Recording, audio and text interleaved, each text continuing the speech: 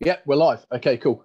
Guys, welcome to week 9 of our cricket and coffee morning. Really fortunate today. We've got a distinguished guest with us. It was just actually come back from answering the front door. So might have to go again at some point. That's the worry. Perfect. So we've been joined today by Ali Maiden, who is at Leicestershire County Cricket Club currently, head of talent pathway. That's right, isn't it, Ali? Just make sure that's correct. That is the title. Okay. Is that? So we're sort of presuming that's linked to the academy, isn't it? Yeah, it's the academy directors, or what used to be called the academy director, and the ECB, having provided more funding to the counties, have taken more of a role in, or managing what that role looks like, and they're changing that title to being the head of talent pathway around all the counties, really. So it's really what every academy director's always done. It's just been changed more to, I suppose, give it the title that it was and that it should have been, probably.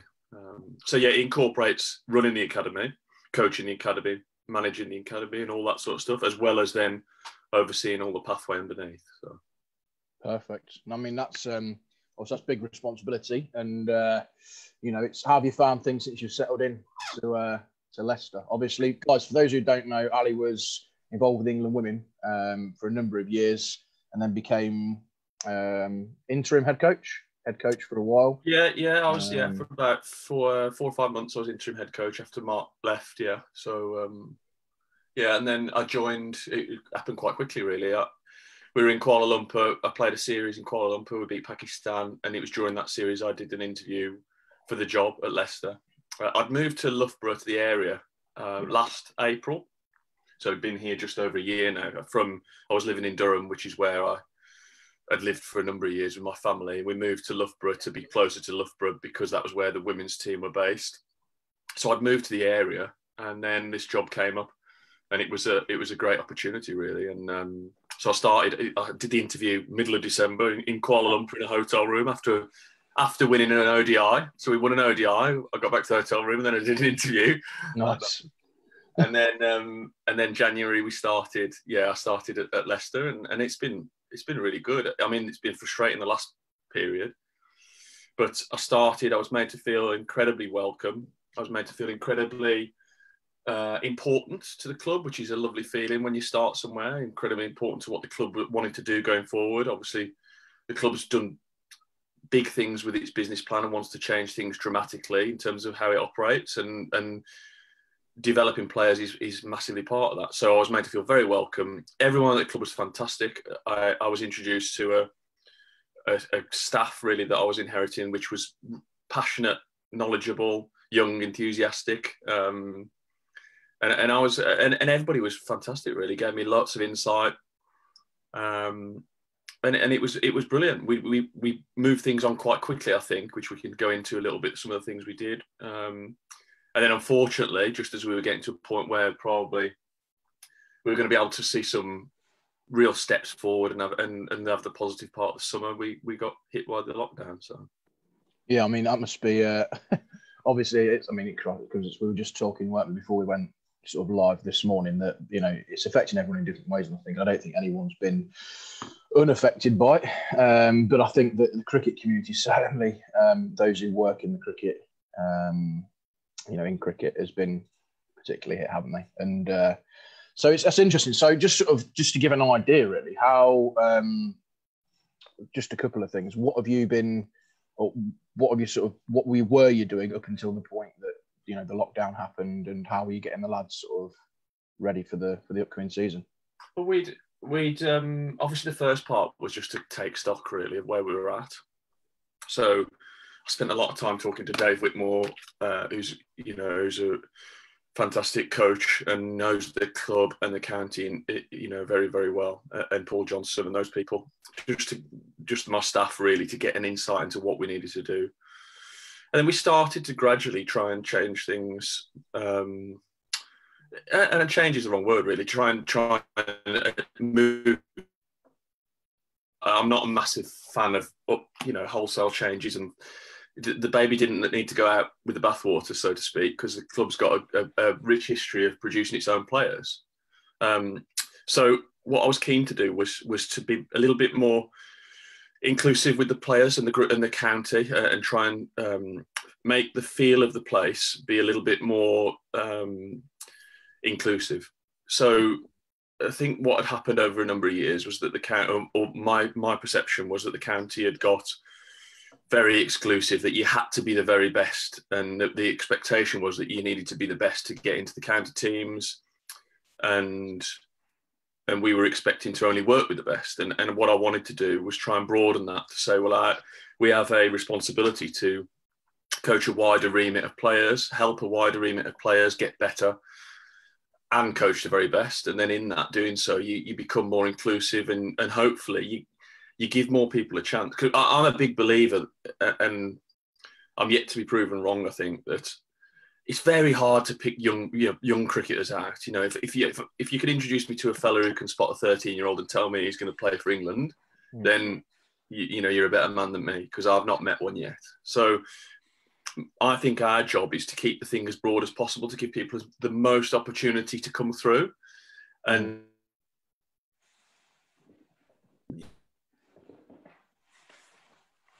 my experience, you're doing little bits here and there with them to help shape them, but they come through anyway. So it's those other ones that we needed to make sure we gave opportunities to. So we broadened it. We quickly, I noticed that we were doing things like joint age groups practice. Because of facilities and various constraints, we had to join age groups up. And of course, if you've got a hall that caters for 13, you join an under 12s and 13 age group, that means you've only got 15 from each age group. Mm-hmm. And with the natural drop-off of players that you're going to have through time, that by the time they're then 18, 19, out of those 15, you're only going to have 5 left. So we had to increase the numbers, basically, that we were coaching in those age groups at the younger ages. And we started to do that, and we've got a bit more to do, well, a lot more to do, really. But that was just a simple starting point, is getting more people into the club and coaching them and trying to help them and have a good feeling about the place, that, you're trying to touch base with as many people around the county as possible. And there's lots of things we can do to help that over the course of the time, over the course of the next few years. But that was the start, really, was trying to do that. I think, Ali, what sort of you say there, I mean, you picked up on with regards to Dave Whitmore, and obviously Dave, like you say, has worked on the pathway, the programme, and the bit I picked up on there was that, he does know Leicestershire cricket, and I think that for those looking from the outside in, one of the hardest things, and having been a player myself and involved at Leicester, one of the hardest things with how things were done was that it's a people's person job, mate. What you are in is about them, like you said, relationships, getting out there, talking to people, relationships with players, with parents, with stakeholders. And it's really refreshing, man. I'm sure the guys who have joined in today to sort of listen to your talk, because that really comes over. And I really hope that does come through, and I hope that continues, mate, because I as a fan now of Leicestershire, as a supporter and working with many players across, individually across different pathways, we are desperate to develop, like as you say, develop the guys as much as we can and turn them into, good people, good cricketers, but also what it actually means to play for Leicester. And I think that something that I chatted to Nico about a while ago really was that the county desperately needed to find that identity back of really what it meant to play for Leicester. And I agree, it's hard sport's hard now, because to be a one county man for your life is sort of unheard of, isn't it? But within the parameters, I think that's where Nico has got it right. And I think that it's great to see appointments being made. And, I've got to know Tom Smith a little bit as well on level 4. And again, you really sit with him in having embraced what it means to be part of Leicestershire. And for me, that's a great start point. I don't sort of know what your take on that is, Ali, but it's fantastic to see. It bites me to say it, but Tom's a great man. Yeah, don't tell him that. Yeah, we've got good people and we've got good players around the club. So and around the county. So one of my initial observations, first week I felt a bit battered. So all I'd heard was the negatives of there's no players out there. We're not going to find any more. They're not quite good enough. There's nothing we can do. I felt a bit battered. I was like, oh dear, what have we come to? And then Welcome to Leicester, man. We had a session on the Sunday. I went to my first. It was an under-18 session, which incorporates the academy lads. So it was the first session I've been to where it was the older age group, and I went in, and I was so excited. The talent on show was outstanding. I was so excited, and again, so a lot of it's not changing broad things; it's changing perceptions. So Dave said to me, and he won't mind me saying, he said to me early on, he took an under-12s group, and he said, he came back to me and he said, Ali, we're going to struggle with them, not many. I said, Dave, that's absolutely brilliant. I said, because you know what that means is there'll be another 40 kids out there that are as good as them. And then if we coach all them, we're going to get some good players out of it at the end of it. And we're going to lose loads of games, but we're going to coach them. We're going to teach them so much. It's going to be fantastic. And it's just changing that perception of what we've got. And I was lucky. I'm lucky because I was brought up as a coach, and I speak about it all the time. I have to apologise because I end up referring to my time at Durham, but it was a really good grounding because Durham is a small county with not many players, and it has to work really hard to not be elitist, to just help people and get them from different places. Cumbria, good relationships with Cumbria, minor counties around the place, good relationships with its clubs, good relationships with the people at the clubs who you then can trust to say, this lad's a good lad, and I was really lucky and I saw that. And so when I came to Leicester, I saw the under-15s, for instance, who again, people said, oh, we ain't got many players. I said to them, I used to take Durham under-15s when I started, and I had a lot worse players than that. We used to lose every game. But at the end of it, you get some good ones. And by the time they're 17 or 18, we used to beat Yorkshire. We lost every game at 15 against Yorkshire. You might as well not bother turning up because Yorkshire have got 10,000 players to pick from. They got an A, B, C, and D team, haven't they? That's probably exactly. So we lost every game. By the time we're 17, because we've pulled the players together from different places, we've coached them, and also they're a bit harder because they've been beaten up, the Leics lads. So they know what it's like to have to try and fight. We used to beat them at 17. We used to have really, we used to do really well, and so I've been lucky with that. And I think there's lots of things we can do. Like I said, we've got to try and make the county feel part of the club, and vice versa. And that means, I wanted to see more county games being played, age group county games being played out at club grounds. I want to get connections with the clubs because they're so important to us. I want us to be, and I said we are visible in the county. The community, Mark Barber's community department do fantastic work in the school, so we are visible. But I think the performance end of the county isn't as visible. So I saw Sean, the new CEO, said about getting an Oakham School Festival going again, an Oakham Festival of Cricket for the first team. So things like that, and the academy getting out there, the second team obviously play at club grounds and stuff, but trying to get ourselves visible around and build relationships with people around the county is going to be absolutely vital. And so I want to play more academy games at club grounds, start to build those relationships, and hopefully that will help us get good people coming through and to get messages around the county as well. And I think that's really important, man. I think that a lot of guys who have tuned in over the last few weeks since we've been doing these mornings, the local cricket community, there's a lot of guys who have actively engaged in these chats because, like you say, they care and they're passionate, and they want to see the county doing well, as we all do. And I think that if you can make grassroots, if you can make it a bottom up approach and get grassroots on board with this, I think you're onto a winner. And we all agree, nobody.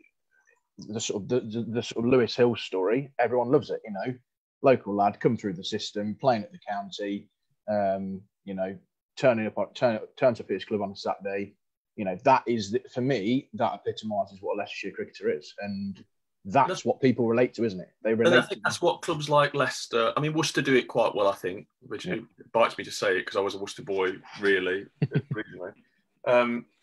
Clubs like Leicester and Worcester, Worcester, like I said, have done this well. That they've invested in lads who are Worcester lads, Worcester players, so maybe not the best players. Your Darryl Mitchells, who's a very fine player, but maybe not a world beater. They invest in those guys and keep them at the club by investing in them, and then they become stalwarts, and they then live and breathe the values that the club holds.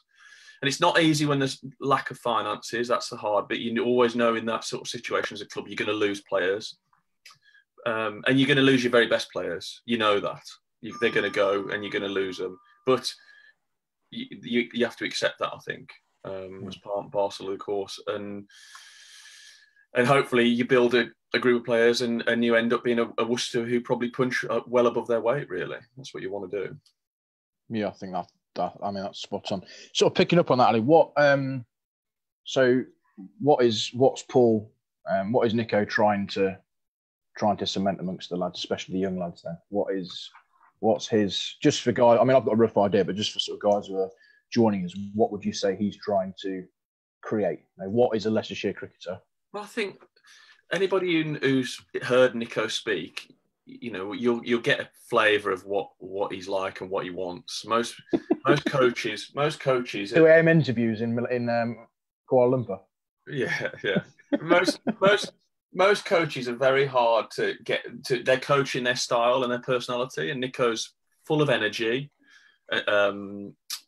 He thinks massively about the game, and he's fully involved all the time. He's quite challenging because, in a good way, I mean, because when you think you've switched off, it's been hard for me in this period because I've felt like I've just switched off from cricket because I've been at home with the kids and etc. But Nico's always thinking about the game, and he's always on it, and that keeps you honest. It keeps challenging you, and that's really good for the players as well, because there's no resting on your laurels. That he wants people to keep getting better. So he's keen on lads who are fit, strong, athletic, obviously, all the things you'd want, but also they're relentless in their striving to get better. And that's a massive thing for us as a club and for him as a group. And he's got a good group of players. And I've seen a really nice culture coming in fresh. I've seen a really nice culture in the group of hard work. They've worked really hard from what I've seen the first part of the year. So, so we shall see. It was a shame. Hopefully we get some cricket and we can see how they perform. No, that's great. I mean, that sort of leads nicely onto sort of the next. We've had a couple of questions come in, mate, if you don't sort of mind. If we could just go through these. One of the guys, Mark Cox, has said, Mark's at Uppingham, my son plays Leicestershire under 13 age group. What's the likelihood they will be back training and having games this summer? I think that's a common question I've certainly been asked. Everybody's desperate. Which is great. I think I was on a chat with the academy directors yesterday from the region. So there's very little clear guidance as to what's going to happen. And the landscape changes each week, so we were on a call and we were trying to make some early inroads just to lay the foundations for if we do get off lockdown and we can start training and things move forward in August towards playing, because the hard thing will be you won't be allowed to travel, I don't think. So you'll have to play local counties and local games. But there is a desire to do that, and there is a real push to do that. So hopefully the best case scenario would be, I think we'd move towards the back end of the season and we might be able to play some county age group games with local counties where you play knots in a one-day game and you do that. But that's the best case scenario, I think. And there's no guarantee on that, so I know some counties, some of the fellas said some of the counties have prepared them to be off, the development coaches to be off until October. There's no, because the problem we've got, and this is what I suppose people need to understand from the parents and the players, the problem we've got is you guys can go and coach, and you can coach 1-to-1. You could probably start getting groups of players together and maybe even get games going soon. The problem we've got in a professional club, and this is where the games come to a halt and it's frustrating, is for us to run a county age group team, they need to pay somebody, unless we do it voluntarily, to run the team, and they need to pay the scorer, and then they need to pay the umpires, and need to get the team money. And at the minute, there's no money coming into the game. There's literally no money coming in. So we're waiting for money to start coming in before we can actually then start doing the stuff that we should be doing. So I think we're not far away from actually, being able to play cricket, but it's just the problem we've got is the lack of finance coming into the game stops county age group cricket from actually taking place because they can't pay anybody. Ground hire as well. I mean, there's the whole thing.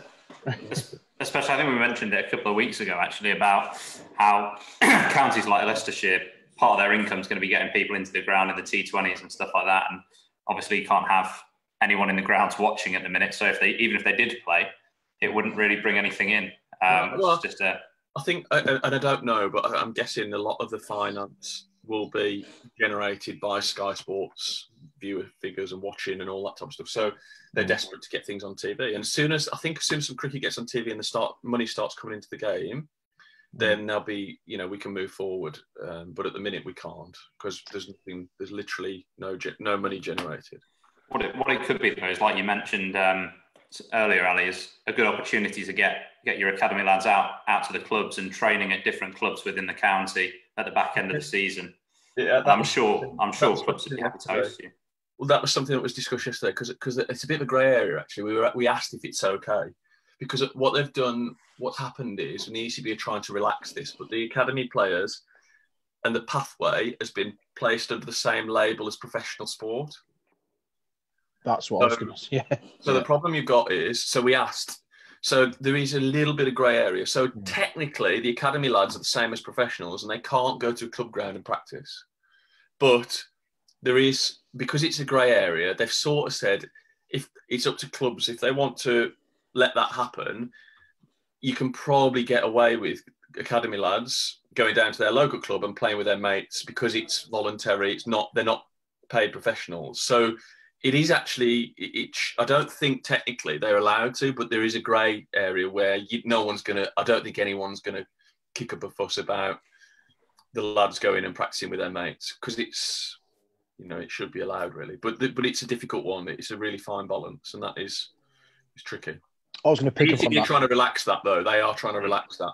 Yeah, I mean, I was going to pick up on that as well, Ali, because obviously, if you think that the your age groups and your academy do fall under the bracket of the cricket club, and I think that it's how much, as you say there, how much of the restrictions that are being applied in order to run first class games currently, or not run them, but when they start running, how much of them measures are going to be required for, if Leicestershire age groups are playing under the Leicestershire brand. I don't know. It's a really interesting one, isn't it? There's so many things.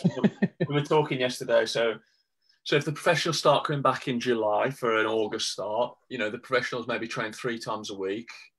Roughly, they might not train every day because you need a rest day, so they might not train 2 days. So that gives you 2 days. You might think, well, we can get some academy lads in, but the problem with that would be what's required from a medical point of view. So if there's a full-time physio, doctor, all the stuff there for the first team that's required, then you'd have to do the same thing for the academy, and of course that incurs a cost and all that type of stuff. So it's very, very tricky. That we could include all our academy lads, for instance, which we haven't got many anyway, but the majority of them, I think all but one, are bowlers. So you could easily integrate them with the first team, you'd think, with the nets.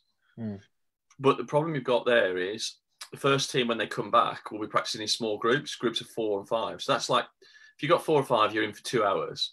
So you think of many professional staff there are on this, that's basically a full day to cater for the first team. So there's not a lot of room for academy cricketers then it's very, very tricky. There's lots of things to fall into place, I think, for us to be able to start doing things as we would expect them to be able to be done. Yeah, and then that's before you start looking at second 11 cricket and the guys, because then you might have biosecure players or players who have been in that environment, you know, with players who haven't, and it just, I think it's a logistical nightmare, isn't it? That the counties are going to face. It is. The problem is, so, you know, we had chats yesterday. I spoke to Dave Whitmore, spoke to a few lads, and you're starting to try and make plans, but you can't, because it's a changing landscape the whole time. You've got to be so adaptable, and I think some of it we'll have to suck it and see. So we'll have to see when the first team get back. It'll be okay. How does that work? How can we, you know, and it'll have to be a staggered approach where we maybe save the academy till down the line before they start coming to the club, till we know how it works, how it operates, how it's going to pan out. But it's unfortunately it's a little bit depressing, isn't it? Because you're thinking it could be moving now, but it's not. And yeah, it's just that waiting, isn't it, and not knowing. And I think one thing to come out of this, Ali, you know, we've spent a lot of time talking about cricket in the last few weeks with everyone, and you know, because we're passionate and that's what we do. But there's one summary I have on it, which is that everyone's got a slightly different view and a different opinion. I think that, like you say there, until someone makes a decision and they go with it, and you know, comes out with that, and then says, right, this is the pathway and this is the route we're going to take for everyone else to follow. There'll be some that agree, some that don't, some that reluctantly, some that are keener to go. But I think one thing we all agree on is we just want to get back playing some cricket, don't we? And that's, like I said to you at the start, the stumbling of some sort. So the stumbling point's the money at the minute. I think that's what I'm surmising, is that we're stuck because there's no money in the game. That's where we're stuck at. So. Yeah. Ali, another question, bit off topic here. Talk us through your double 100 against Somerset. Do I have to? Yeah, you do, mate. We want to hear about this. Apparently they had Caddick, Richard Johnson bowling. Is that a question come in? Is that someone mulling me? Yeah. So Andy, a lad that I used to know sort of down Somerset way. Really nice guy. He's an avid Somerset fan, and he knows in and out of Somerset, you know, anything to do with it. So he's not quite given us the scorecard, but he's pretty much teed me up with the score. So was it 211? Was it? Yeah. Done my research. So yeah, talk us through that, mate. Well, it was a very good wicket, I'd say. You meant to say it was doing all sorts. I was going to say, you're not supposed to say that. It was April. It was April the 8th. So yeah, I mean, I could overlook that, but it was still a very good wicket. It was one of those. It's a bit of a blur, really, now looking back on things. I generally, as a player, I didn't get that many runs regularly. So, but what I generally did was, if I got in, I didn't get out, and I wouldn't have survived in the modern world, because I basically just occupied the crease, and I just batted, and they didn't get me out, and I just kept batting, and it just sort of kept going. And I remember there's a funny bit where Andy Caddick bowled with the second new ball. So I don't know how many I'd have got, but it wouldn't have been that many. I think a second new ball, I'd have probably been about 30 not out. Well, to see off one new ball from Andy Caddick, you've probably done pretty well. So you'll take two, won't you? Yeah. So he's picked it up. He's bowled the ball, and I've played it back down the pitch, and he picked it up, and he threw it to Richard Johnson at fine leg. Literally threw it the whole way to fine leg, and shouted, "It's still not doing a bloody thing." That's pretty awesome. That's a great story. So, Andy, thanks for sending that in. Ali, another quick one. What, if you were to say three strengths, Michael O'Connor's put here, what do you look for in academy players, regards to their mental strength? You know, what key fundamentals are you looking for? In terms of their whole game, or just the mental aspect? Well, I think we'll open it up to the whole game, if that's all right with you. What three things would you say if you're saying, right, this is Ali Main, this is the sort of player that we want at Leicester. Yeah. What is it? What attributes would they have to have as an academy man? So what I sometimes struggle with is a lot of people will talk about the hard work, those type of characteristics, which you obviously need, but I think you have to have the skill. You have to have skill to start with, and some talent. And I've seen a lot of the other things develop with maturity and with age. So I've seen a lot of people, talented 18-year-olds who, if you went down the route of it being about character, not character, but, attitude, you'd have lost them at 18. You'd have kicked them off because they're rubbish attitudes. But then when they find it out, work it out at 20, because they know the types of things they need to do to sort of be a professional, they become very, very good players. So my view is you've got to have skill. I think I would say competitiveness is quite a big thing. So, and that can show itself in lots of different ways. Mike Atherton was extremely competitive, but he wasn't an aggressive Ben Stokes type lad.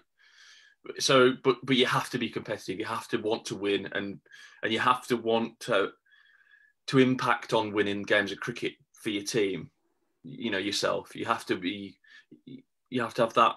People say selfish, but that ruthless thing that he wants to. I want it to be me that takes the plaudits. I want to win the game. I want to finish it off. I want to shake hands at the end. And I think that's really important. So you could put that down to character, a character trait really, that you need to be competitive, but you've got to have skill. And the hard work thing for me, the fitness thing. Ultimately, if you want to play professional cricket now, you have to be fit, and you have to be a very, very good fielder, and you have to be athletic. You have to be a professional, but you don't have to be an academy player, because, like I said, players work that out at many different times in their lives. So, for me, my job would be to try and influence those types of things then. But you've got to have the skill ultimately to underpin it all. I think you made a couple of fantastic points there, Ali, and something that you've touched on a couple of times is that you can't expect a player from 17 to 19 to be the finished article as a cricketer. No. And I think sometimes, especially on the attitude front as well, that's something that maybe coaches of players of that age group, the academy, have fallen foul of in the past, is looking for the people with the best attitudes at that age and actually not realising that as people develop into young men or young women, they change a lot. And obviously it's part of your role to make sure they do that in the right way. Those things are easy to see, aren't they? Which is hard. Sometimes you get lost in those, and they're easy to identify. And the exciting bit about coaching is the other bit is trying to find the diamond that doesn't show those things, I think. And I spent a bit of time with Pete Moores over last period. He became a bit of a mentor to me, and he lives quite close. So I met him a few times and chatted to him. And he's got a really good line, which he would have pinched off someone because nothing's new. But he says you have to be careful what you knock out of an 18-year-old, what you want when they're 27. So, and I've got, I always use Ben Stokes as an example because I saw his development at Durham. So he's an easy one for me to use. But if you talk about rough edges as an 18-year-old, you couldn't find anyone with any less rough edges than him. He had the most rough edges you could dream of, and I don't think many people would want him to change now, even as a man, let alone as a cricketer. He's a top man. So I've got a couple of insights, Ali, into sort of how the game's changed. So we're sort of coming through the academy myself through Leicester, and I remember a squad photo. Right, I was about 15 years old. The Phil Whittaker case at the time said, "Tom in the office." I don't know what he thought he was trying to do, but he said, "Why haven't you had a deep shave this morning?" Because I was I think I had this. Like me. Yeah, mate. Honestly, I'm serious. He goes, "Why haven't you had something shaved this morning? You look a something mess. You can't go onto a squad photo like that." And I'm just looking now, thinking, 17 years on, can you imagine an academy director now picking up on something so almost irrelevant? But it was old school at the time. There was another time where I dyed my hair, and he called me in the office, and he goes, and bearing in mind I was scoring a fair few runs here, sort of as a 17-year-old in the twos and what have you. And he calls me in and goes, "Tom, what have you done to your hair?" I was like, "I've dyed it, Phil." And he goes, "You'll never score another run with that, mate." And But I'm just sort of, I think times have changed on this so much, and yes, there's the values, and I think that's where Nico's great. But I do think that the game has moved on a little bit from some of the old school coaches. I mean, what are the challenges with youngsters now? The thing is, I don't think there's anything wrong with being old school in that sense and like looking respectable and stuff like that. But there is a line, isn't there, where you don't want to just be flat out abusing people. No, I don't think it's abuse, but I think I get what he was saying and sort of looks smart, etc. But I'm interested to know from Ali what the main challenges are really from his perspective, working with social media, phone usage. What are the challenges that you've got? I mean, main challenges you face now with these youngsters. I think that's a really, really good question, and we talked a lot about culture over the last, You talked about a culture that's Leicester's culture, and all those type of things, and it's a really interesting point because the modern world's different, isn't it, now to what it was when you were coming through the academy, and is culture about being clean shaven and is that what culture's about, or is it about people and the way that they behave and operate? It's not really what you wear, is it, and how you wear it. It's more about how you go about and conduct your life and those types of things. And I think the danger is it becomes a perceptional thing. So it's what people see. Oh, he's got his cap on backwards. He must not care about the club. Where it's not about that really. So I think that the challenge is trying to have those things that are right for the club, i.e., showing the right appearance to a degree and all those type of things, but also keeping it that it's about the people. And the world's changed, the modern world's changed. You look at youngsters, and I mean, my dad used to give me grief about having my cap on at the table at dinner time, which is fine. It's an old value. Does it really matter to anybody that I've got my cap on at the table? And so you just have to be really careful that you don't fall into the trap of it being about what it looks like as opposed to what it actually is, the behaviour that you're trying to get to and the behaviour you're trying to see. So I try. It matters, doesn't it? If it's a collective agreement between players, then it matters, doesn't it?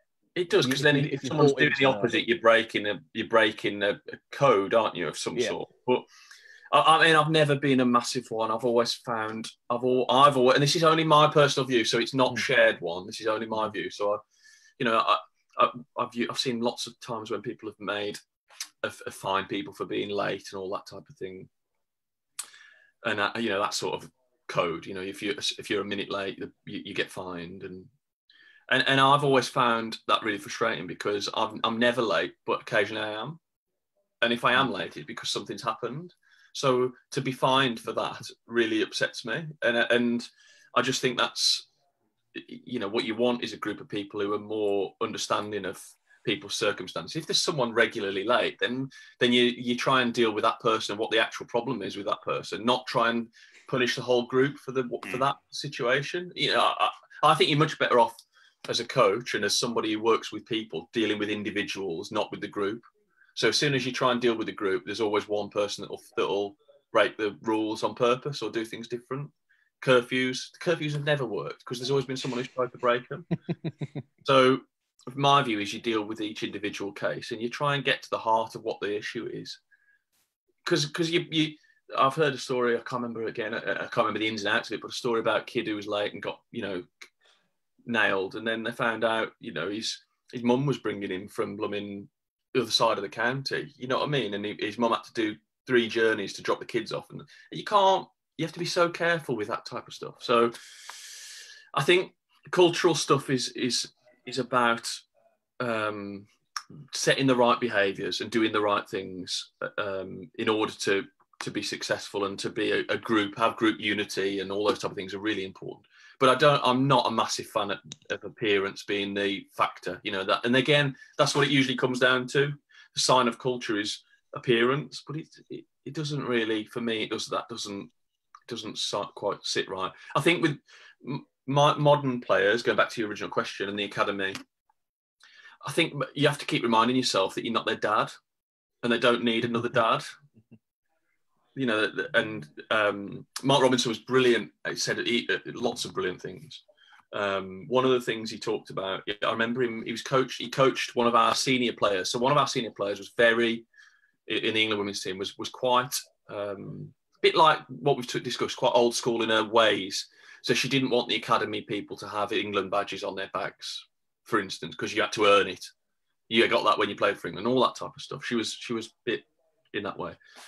And she was a bit hard on one of the young players who was rough around the edges. You know, like we've talked about, she was hard.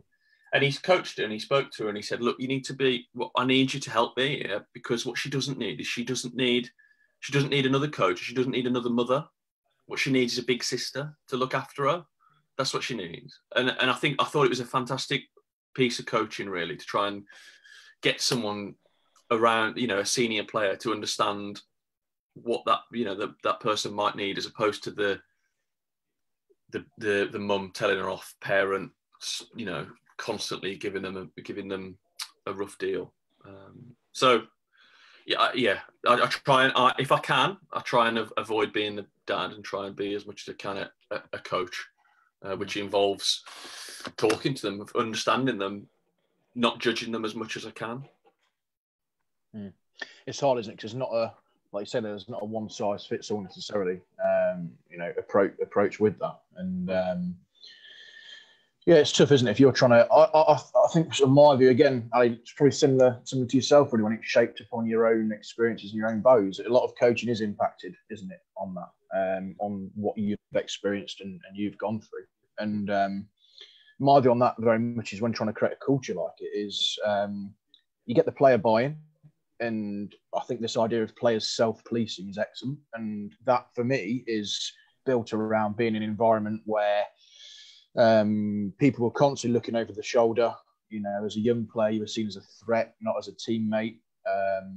You know, people wouldn't always, you know, if one of your mates is late, you want to bail them out. If someone doesn't know a meet time, you want to help them out. You know, that, and I think if you can create that in a team and environment, you're onto a winner, aren't you? Because there's nothing worse than, as a young player, going into an environment where, you know, people do perceive it as a threat potentially, or I don't know what your take on that is. You can always remember as a player as well, when you've been like nailed for a coach for something that's completely irrelevant. But you can also remember the coaches, I think specifically, who are hard on you in the right way as a player. And I think that's true for everyone. And they're the ones that actually you probably have a lot of respect for, even though they might have pushed you a bit harder, but they're pushing the right buttons rather than nailing you for being 1 minute late or something like that. Yeah, what you think, Ali, on that sort of the environment you're trying to create at Leicester for these young lads that are, say, coming into the second team? Yeah. You know, you don't want to, having been through that, you don't want to feel that you know, you pick senior players, whatever, you're waiting for you almost to slip up. You want to feel that guys are backing you, don't you, and supporting you. And there's always going to be enough doubt in the players' minds, isn't there? They need backing up by the team. You just broke up a touch then. You're there. I think the really hard thing, I would just going back to what I said before. So I believe you deal with the individual, and so find loopholes or find things that are wrong with and I think you often deal with, if you deal with individuals, you'll often find that people think that people are getting special treatment then. And what they don't appreciate is that everybody gets special treatment, or should do. Everyone should get special treatment, because it should be individual and it should be special to what they need. So, you know, every individual player should have special treatment in some way. And it's not everybody gets treated the same way. The trouble with that is that I've seen that situation where then nobody sees their own special treatment. So everyone thinks that other person's getting more than they do, and then it becomes a nightmare. So it's very, very difficult. And I've seen senior players. I've seen a girl in a team come down in flip flops and and the whole team be not say anything, but be, oh, look, did you see her? She, you know, broke the rules. No flip flops. And you're like, well, hang on. Did anybody mention to her that that's not done? Or did you just leave her to fail and then nail her? You know, and that's, teams are hard, aren't they? Because they'll they'll find loopholes, they'll find things to complain about. It's competitive. It's a competitive thing. Cricket and teams are competitive.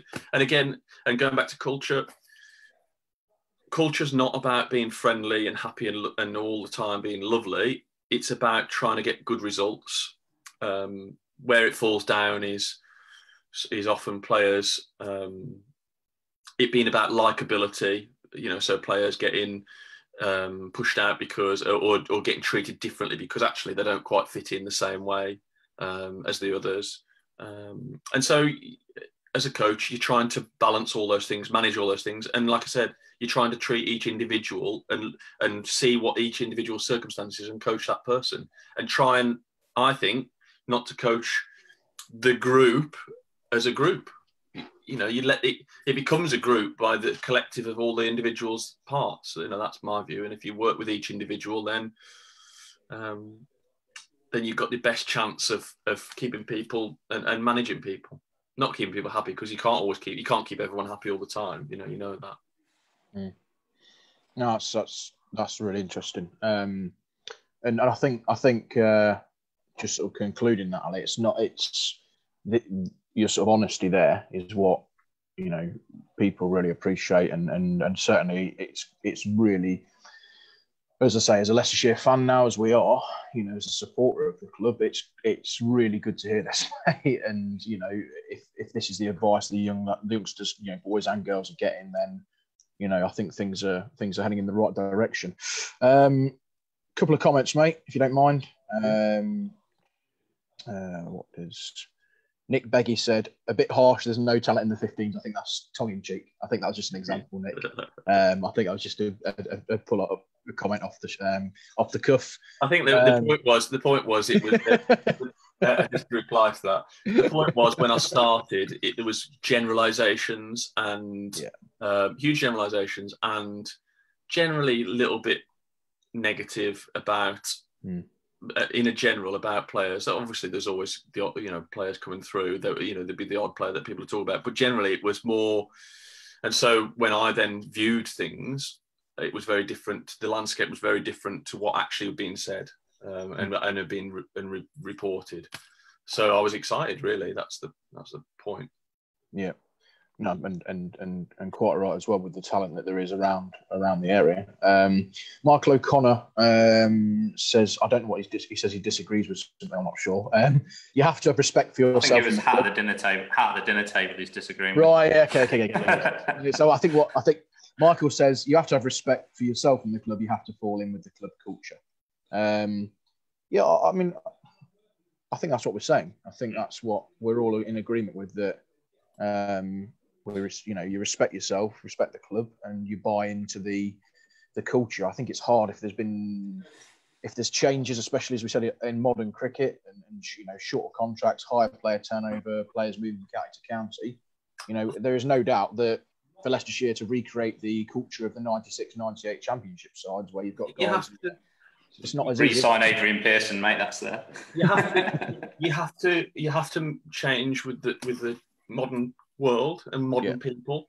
The modern person, the modern teenager, doesn't care about wearing their cap at the table, because it doesn't mean anything to them. It meant something to their grandfather because it was from the army and it was military based, and it was to do with those types of rules. But it doesn't mean anything to modern people. So why would we keep trying to bang the drum of old-fashioned values if they don't mean anything to the people that are actually doing them? So the important thing is, what matters to the people that are actually adhering to the values. Let's find that out, and then we can work towards it. But I'm just keen. My view is, I like values that really matters, like respect in terms of people. So like communicating properly, like not being rude to people, by being courteous, by being thankful, helpful, respectful in terms of people's interactions. I don't care whether they wear a cap on backwards for me, but it's my personal view. But I like people. So when I started, and this might be controversial, which carry on. I hope. So when I started, every player in the Leicestershire age group sides, so that I'll be at a session, be 50 kids. They'd line up and shake my hand. Every one of them would walk past me and shake my hand, which was a thing that had been. Had that before. I don't know where that's coming from. It'd be a thing that had been developed and was a sign of respect or whatever. And I said, I didn't ban it. I just said, you don't have to do that. I'm not your master. You don't have to shake my hand. Just thank you. See you later. Like, thanks a lot, Ali, or whatever. Just say bye. That's all I don't need you to shake my hand. So my view is that was a really subservient thing to do. That it was a really, you're in charge. I'm saying thank you and shaking your hand. And wherever, it doesn't matter where it came from. I just don't. That's not me. That's not how I operate. I don't like rudeness. I don't like people being disrespectful. But I don't need formality, and it doesn't mean anything to me. So, so the kids generally now will come up to me if they want to. Still, I don't stop them. If they want to, they'll come and they'll go, "What about this, Ali?" And do a fist bump. And some of them just say, some of them just go, "Thanks, Ali. I'm not going to shake your hand." Yeah. It's or the Marlon Samuel salute or something like that. Yeah. Well, and I said, like I said at the start, this is my view, and it's not something I'm not going to impose. I'm not going to say to everybody, you are not allowed to shake hands, because that's wrong. That's the same the other way. You're imposing your beliefs on other people. But I just say, you don't have to do that. It's fine. Well done. So anyway, I suppose the big thing is making sure cultures are relevant to the people who are in them, not living in the past as much as possible. And so if for that group of people, and Nico's big on and the team are big on caps, but not wearing the caps backwards. And that obviously for them, that's important, because that's a show of respect to the members and respect when they go in there, and that's fine. And they agree to that and they adhere to it. And I would never break that as a player or as a coach. But that's not something that's been imposed by Nico. That's the lads. Player driven. Yeah. And that's the key is, and so, yeah, it's a balance. But generally, I think you're trying to be as up to date with modern people. Otherwise, you'll lose them. So on that note, how do you? So I'm just aware of the time now. Honestly, been really thankful for you giving the time this morning and joining us. But just give us an insight into how you deal with the modern phone culture of kids, because I think about team meals and stuff and going on away games and stuff, and the phones were just something you had, to ring your mum or your dad, or they were not as centralised as part of culture, I don't think, as they are now. So as a coach, what's your take on it? How do you go about managing phone use? First thing I'll say is I've been a bit lucky in that, because I've been in international cricket for the last 4 or 5 years. Since then, phones have really kicked off, and you're not allowed to have them at games. So that's helped. I think so. My experiences, again, going back to second 11. When I was at Durham, when I was working in the second 11, that was a time when phones were starting to get bigger. And I know Yorkshire banned them. And again, you put a ban on phones, all you end up doing is the lads go around the back to check their Facebook around the back, or they do it another way, they do it underhand. So I would generally do things, if I felt it was an inappropriate time to be on your phone, I'd say, lads, can we watch the game, please? I know it's not, do you mind putting your phones away? Or I'd ask them a question. What happened that last over? Oh, you didn't see. Well, why didn't you get off your phone and watch? Are you supposed to be watching the game? Are you involved in this game or not? And I'd talk to them that way. This might change, because, like I said, I haven't dealt with it for the last 4 or 5 years. But if I'm pretty confident, if I ban phones from the dressing room, there'll be people round the back doing stuff on their phones, or there'll be a situation where someone's family's ill and they can't get hold of it, or whatever. You just have to be so careful at imposing things on people. So what I ask for is respect and just general common sense, really. It's not common sense to be on your phone waiting with your pads on ready to go and bat, is it, in the second team game? So I would just say, look, mate, do you think that's going to give you the best chance of scoring runs? And do it like that. I mean, and that's my style in general. When I was with the second team before at Durham, we used to have lads who wouldn't have a hit pre-match. They wouldn't even touch the bat. And I know that happens in international cricket as well, by the way. And I'd say to them, why'd you do that? And they said, well, that's what I do at my club. I've always done that. I said, well, that pitch there in the middle, well, they've put a net up on 2 wickets away from that pitch, right, in the middle, put a net up. So do you think it'd be a good idea to maybe have a bat on that wicket, 2 wickets down from the one you're playing on, to give you a good chance of knowing how it feels and get, do you think that's a good idea? And, having some throws. And, oh, yeah.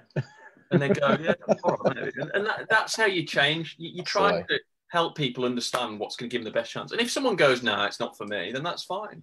But, so the same with the phones. Do you think that's going to give you the best chance of being a professional cricketer and scoring runs in this game here and winning us a game by being on your phone before you bat?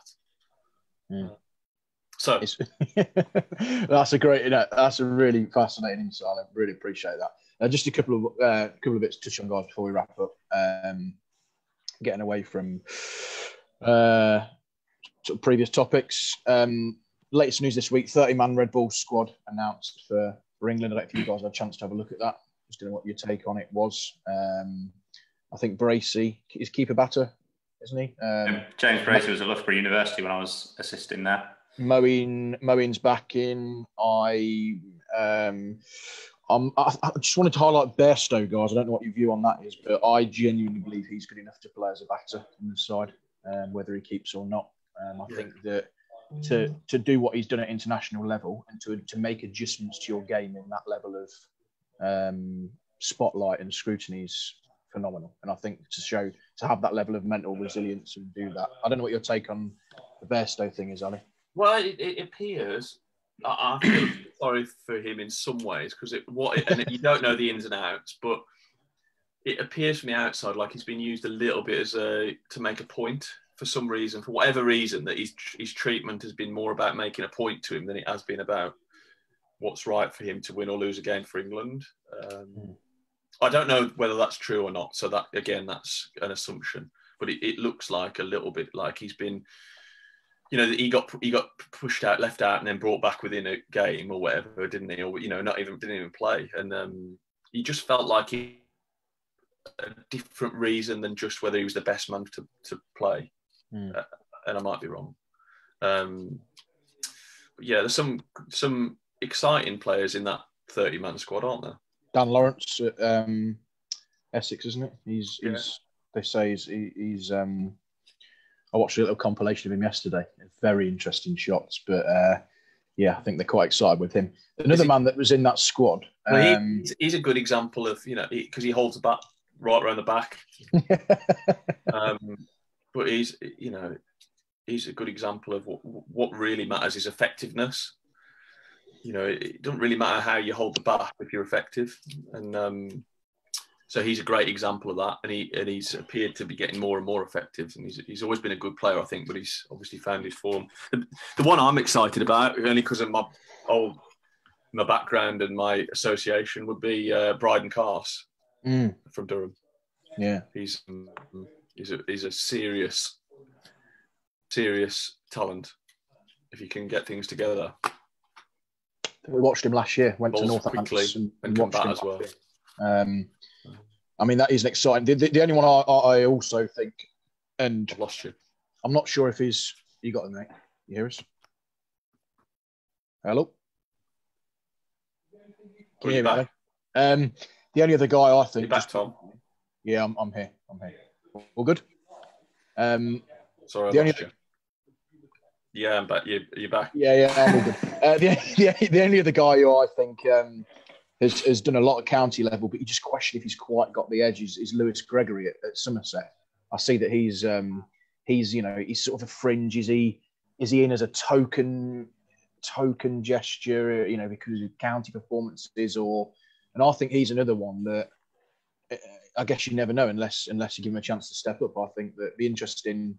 I think from what I know of him, his record's very, very good. So he'd be a little bit of a outside. He'd be more of a Moneyball type pick. That he's not a fashionable player, but his stats and what he actually produces are very, very good. So I think that's where that'll come from.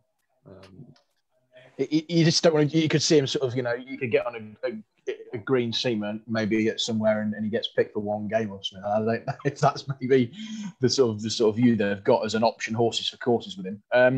Other than that, guys, this week Tim Bresnan's leaving Yorkshire after 17 years at the county. I've seen a few tributes for that. The interesting thing in South Africa going on as well, which is 3-team cricket, which is sort of their response to the 100. I don't know if you've even read about it, but they're sort of suggesting that 3 teams of 8 play in the same game. It's a different kind of worms to open up, and probably not for now, but anyone who's listening in, please read up on it. It looks quite an interesting format that they're suggesting. And other than that, the Aussie chief exec has gone after, this is brilliant, he's cut 40% of his staff, he's 80% have took wage cuts, and now he's gone. So, I think that's just an interesting, however bad we think the cricket is, the climate is in England currently, just have a spare little thought for Kevin Roberts in Australia at the moment, who is jobless and also made a lot of other people jobless. So they look like they're in a bit of they look like they're really struggling, don't they? Yeah, that'd be interesting. But look, Ali, you've been fantastic this morning. Having you on, I know we've run over slightly for 5 minutes or so, but guys who have joined in, thanks for your input as ever and listening to discussions. Ben, thanks for your presence and help with everything this morning. Pleasure. It's been great. And Ali, look, I just want to say on behalf of the Leicestershire, the cricket and the wider community and the clubs and everything that we can speak on behalf of, we wish you the best of luck, mate. Thank you in this role, and hope to see you guys back at it as soon as possible, mate. And thanks for having me. It's lovely to see you blokes and chat about cricket, because like I said, I felt like I've gone into shutdown mode myself. My head's not thinking about cricket, so it's great. And I suppose what I wanted to say as well to people who are listening is my aim before lockdown was to get out and see as much Leicester cricket as possible, and I think that's really important that we get out there. That I can't be everywhere at once, but I will. My aim is to endeavour to get to clubs and see people play and come and be part of it all and meet people and not just to be a one-off, that to be ongoing really. What a great mentor of mine was a fellow called Jeff Cook at Durham, and Jeff was well known for always being around clubs, going and watching games, and I love that. So he's the person I look up to, probably one of the people I look up to the most. So my aim is to get out there and see you guys play cricket. So hopefully you'll see me at some point. Perfect, mate. And just make sure you don't send all the academy lads to the same club, because that's a way of not getting people on side straight away. Trust me, but that's for a different day. Well, if you'd have worked out that my style is not sending people to any clubs, so I think that's probably a choice. No, all right, mate. All good. Look, hey, thanks for your time this morning. And pleasure. Take care. Have a great day. Cheers, pal. Pleasure. Thanks, fellas. Cheers. Bye-bye. Bye.